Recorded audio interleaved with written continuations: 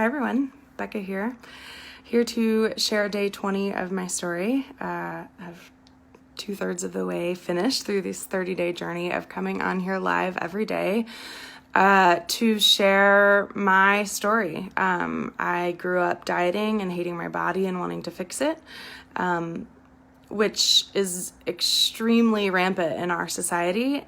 But no one talks about it. We all just kind of pretend like we all love our bodies and that food isn't an issue. And,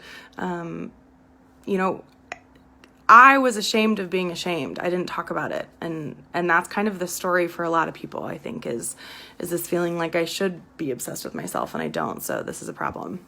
It's not. We're taught to hate our bodies. We're taught to be obsessed with food and think that it has this power over us. But I'm not here for it. There's a totally another way that doesn't involve self-shaming and doesn't involve making us wrong. So I'm here to share that vulnerable side.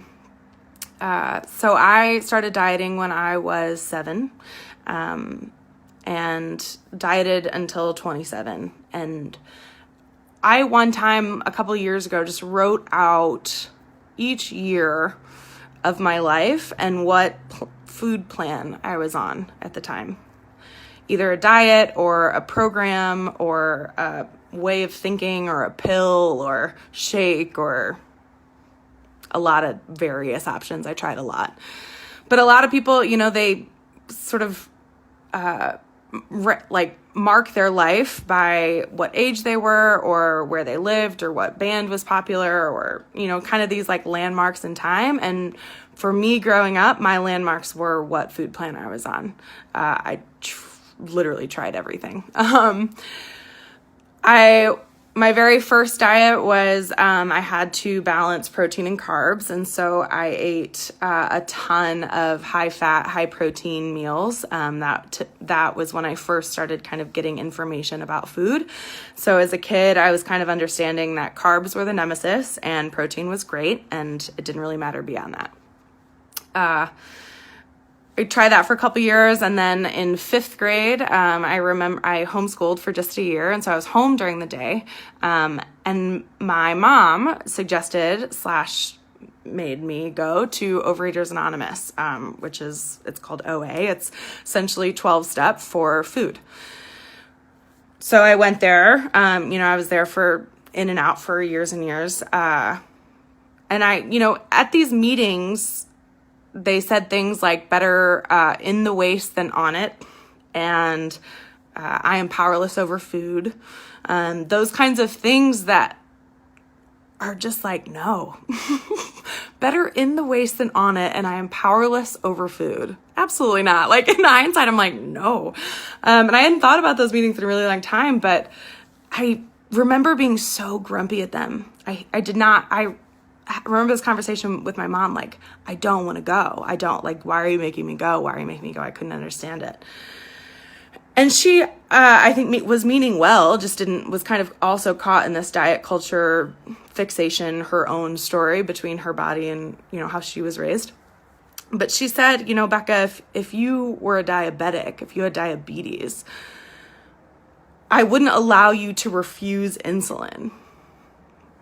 And I was like, oh, shit, you're right. Like, I have to get my medicine. I have to get better.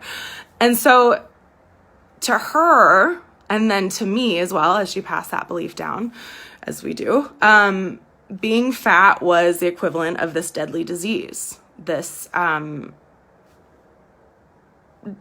disease that had a simple cure. You shoot yourself with insulin and you're seemingly better. Which gets into the conversation of like health and weight loss, health and size, which causes a lot of controversy, and I'm here for it. I get a lot, like the main pushback that I get is being overweight isn't healthy. Being fat isn't healthy. How can you preach that? And health is so complex, but I'm thinking of this picture. I'm going to have to post it in the comments. It's a picture. It's like a silhouette of a thin body and a silhouette of a fat body. And inside are all of the foods that they must eat, and with like a caption of "you are what you eat." And of course, in the fat body, there's pizza and candy and cakes and fried food and whatever. And in the thin body, there's fruits and vegetables and lean meats, you know? And so I was just following that. That is so pervasive. That idea is just like a blanket statement in our society that if you are thin, you are healthy, and if you are fat, you are not. It's just kind of this like first judgment of seeing someone. People assume that I eat the things in the fat body, the cotton candy, the burgers, the fries, and that I never eat. There were no vegetables in the fat body. There were no fruits in the fat body. And truth, like since letting go of diets and food plan, I lovingly and enjoy eating more fruits and vegetables than I ever have in my entire life. I drink more water than I ever have in my entire life because I wasn't, like water was something that was like, I should be doing this and then I'm wrong if I don't. And fruits and vegetables were like, I could be eating this, but I really want to be eating something else, but I have to eat this. You know, it's like I was powerless over food essentially because I had given away that. Food had like so much power over my emotions and what I thought was right. And since letting that go, I see now what I actually do want to eat. My body hasn't really changed much at all. You know, like when I was dieting, I would like plus or minus like 50 pounds here and there. I would always gain it back, usually more. Since letting go of the diets, I have like been in the same pant size, the same shirt. Like my body hasn't really changed. What is making up my body, what I was eating, is very, very different than what I am eating now. Like I said, I eat way more fruits and vegetables and drink more water than I have ever in my entire life. But because there was this power over it, because I wasn't in control of what I was eating, I didn't want any of that. So my view on health growing up was super, super skewed. I've said before, like, one thing that was on my diet was, like if I ate ice cream, I could balance it with sausage links. And so as a 7 and 8-year-old, I grew up understanding that health was eating 4 sausage links alongside a half cup of Moose Tracks. That to me was healthy. And like my body slimmed down. Like when I just eat protein and fat, my body gets really, really thin. Does that mean I'm healthy? No, my poor heart. Like I have some serious damage to undo to how much fat and protein I piled onto it. And that's just kind of where the stigma needs to be broken down. Is like we see a thin body and never once do we question their health. We assume that inside fruits, vegetable, and lots of water, I'm sure. They're exercising, they're moving their body, their blood pressure must be great. Like we have all of these assumptions. And then you see a fat body and we assume that their cholesterol is off the charts, that they're about to stroke out, that they can't get up a flight of stairs, that they can't we have all of these assumptions based on the body that we are in. And it's so false. There's like health and our bodies go so much further beyond just what we're eating and how we're moving our body.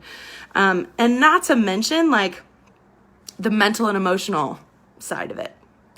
My mental and emotional health was not healthy growing up. I hated myself. I hated my body. I could not think of anything else besides food. Truthfully. It was like food, what I was going to eat, what I did eat, if I was under my calorie goal, if I was in my macros, if I was fitting in my pants, if I was looking fat, like that was the only thing that was in my mental and emotional state. And so it's like, yeah, let's look at health, but let's also look at it holistically, which is what I'm passionate about. Is like we don't ever talk about the mental and emotional piece of trying to get our physical bodies healthy. So there's like a lot in the physical health, but in addition to that, we also need to talk about mental and emotional health that goes along with it, which is just super overlooked. So again, since healing that, since letting go of the foods fixation, since gaining back my power over food, I have so much more energy. I have so much more mental and emotional capacity to hold other things and other people. I am no longer beating myself up at every single moment. I feel good in my body. I enjoy food again.